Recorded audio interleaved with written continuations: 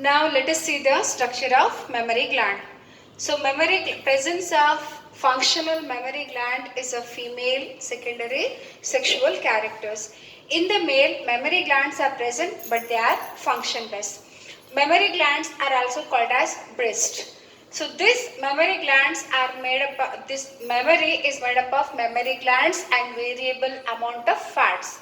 So in each mammary gland, nearly 15 to 20 mammary lobules are present. 15 to 20, these are the mammary lobules. So 15 to 20 mammary lobules are present. So in these mammary lobules, alveoli are present. So alveoli are the sac-like structures which are lined by the epithelial cells. So alveoli, this term you will come across in respiratory system also. Here also it is called as alveoli. So what are alveoli? They are mainly the structural and functional unit we can say, because here milk is produced and secreted in the lumen of the alveoli.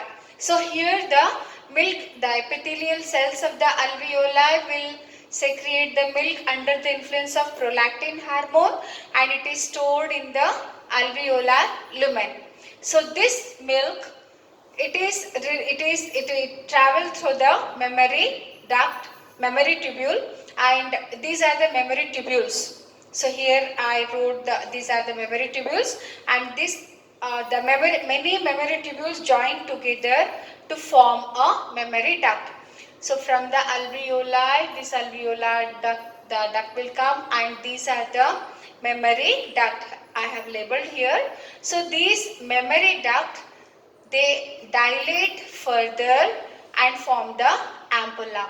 Ampulla, it is the dilated portion, and this will continue as lactiferous duct, and this lactiferous duct will open by a small opening at the nipple.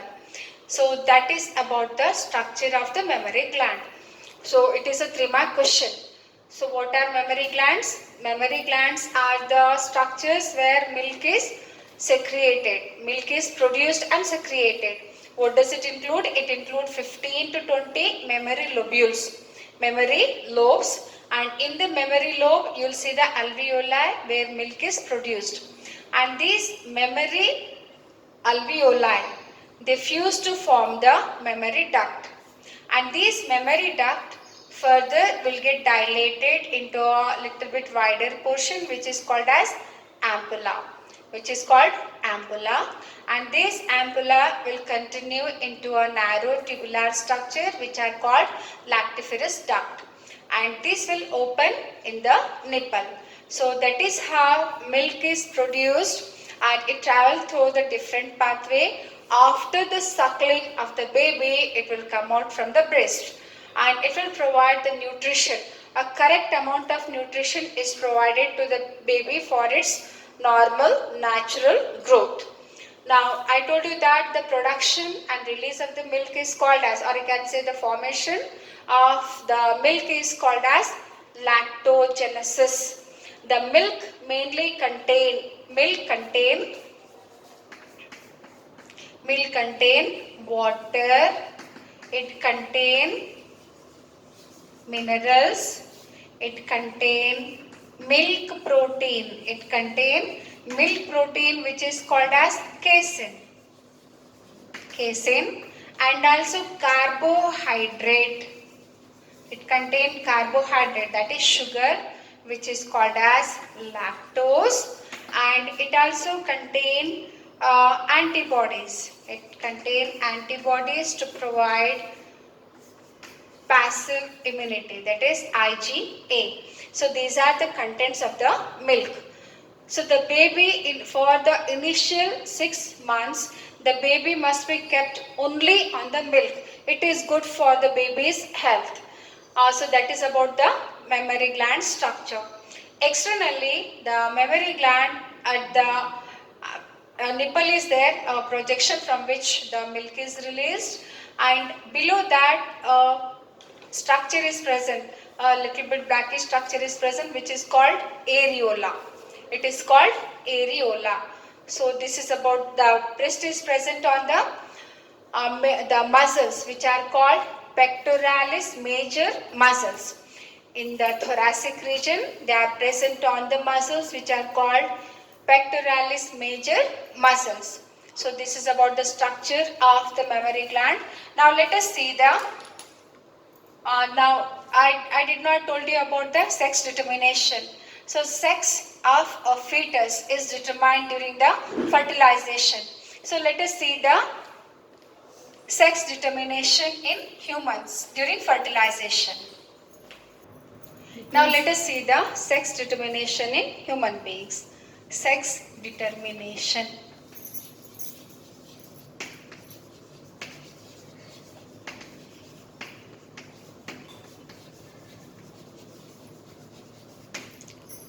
See, the sex of the baby in the human beings is determined at the time of fertilization itself. So sex is determined, sex of the fetus. Sex of the fetus is determined at the time of fertilization. At the time of fertilization itself. Fertilization itself. You know that human beings, in the human beings, the chromosomes, 46 chromosomes are present. That is 23 pairs of chromosomes are present. 23 pairs of chromosomes are present.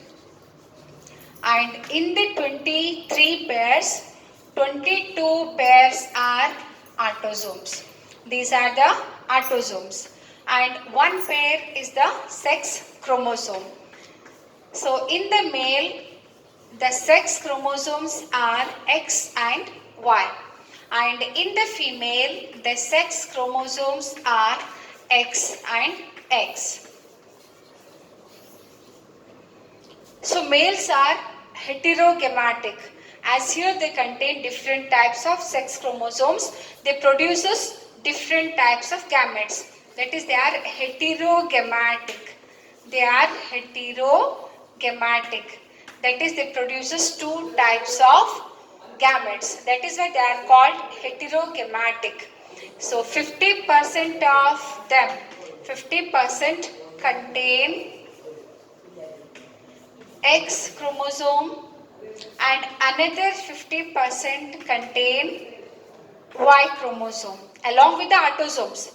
Along with the autosomes, they contain X and Y chromosome. That is 50% of the sperms have got the X chromosome and 50% of the sperms have got the Y chromosome. That is why they are called heterogametic. And human females, they contain 22 pairs of autosomes and one pair of sex chromosome. And human females are homogametic. Human females are homogametic. Homogametic. That is, all the ova contain only X chromosome. It produces similar type of ova. Produces similar type of ova. Similar type of ova. That is, it contains only X chromosomes along with the autosome. So now you know that I told you males are heterogametic as they contain XY chromosomes, that is sex chromosomes, and autosomes in both male and females are same, and female contain XX chromosome. So the sex determining factor in the human beings is present with the males. That is, sex determining factor is present with the males. So this sperm, this you will read in detail in the coming topic, that is principles of inheritance and variations. You know that let me just write, if ova, the female produces ova along with the 22 autosomes, let me write in clearly.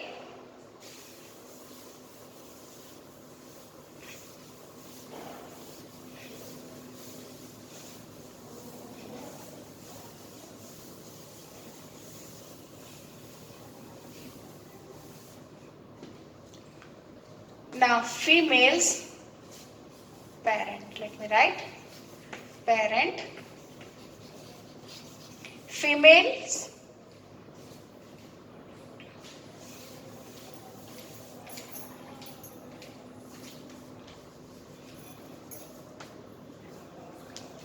female, or you can write mother and father.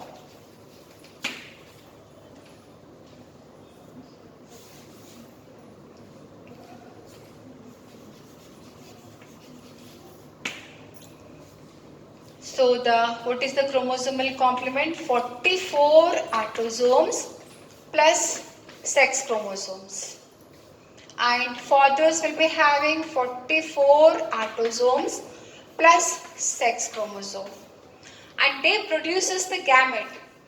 You know that the human beings are diploid in nature and they produces the haploid gametes with the 22 autosomes plus X chromosome.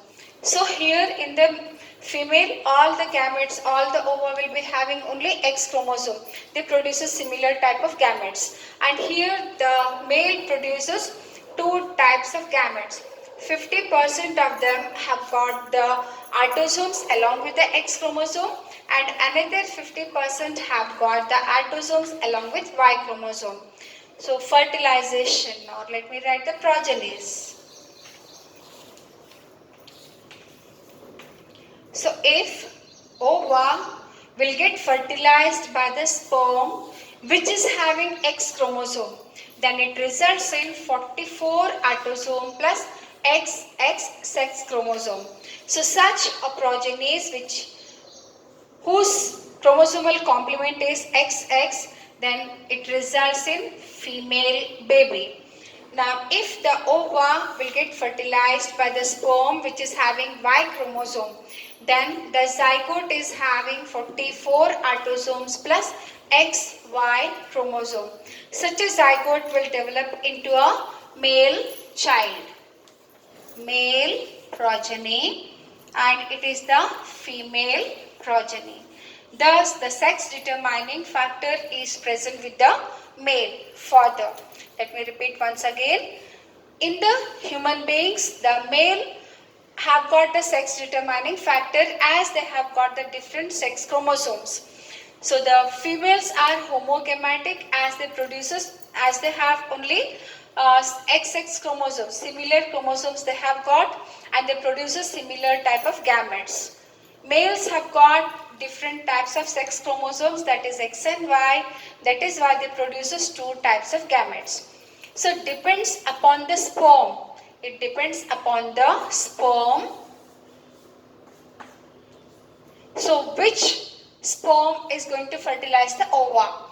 If the sperm having X chromosome fertilize the ova, then that zygote will result in chromosomal complement having the 44 autosomes plus XX chromosome. If it is having XX chromosome, then this zygote will develop into a female progeny. If ova will get fertilized by the sperm having Y chromosome, then it results in the zygote having 44 autosomes and XY chromosome. Then this zygote will grow into a male baby. So thus the sex determining factor is present with the male and it is determined at the time of fertilization itself, where sperm mates with the ova. What kind of sperm is going to meet with the ova, that there it depends. And nature give equal opportunities for the male and the female. So it is we who are destroying the balance of the nature. Now this completes the discussion of the topic. Its abnormalities we will read in the reproductive health. Now let us see some of the questions which are oftenly asked in the annual exam. Now let us see the questions which are oftenly asked in the annual exam, and from this chapter usually 1 and 5 mark questions will be asked, and 5 mark almost diagram based questions will be there. Now let us read out. I wrote from 2014. A few I wrote and few I did not write. Now first, what is ovulation? For 1 mark. Draw a neat labeled diagram of human sperm. It is for 5 marks. Sometimes it is asked with the explanation also. Then what is menopause? What is spermatogenesis? Explain the process of spermatogenesis for 5 marks. And why oxytocin is necessary for the parturition. 1 mark.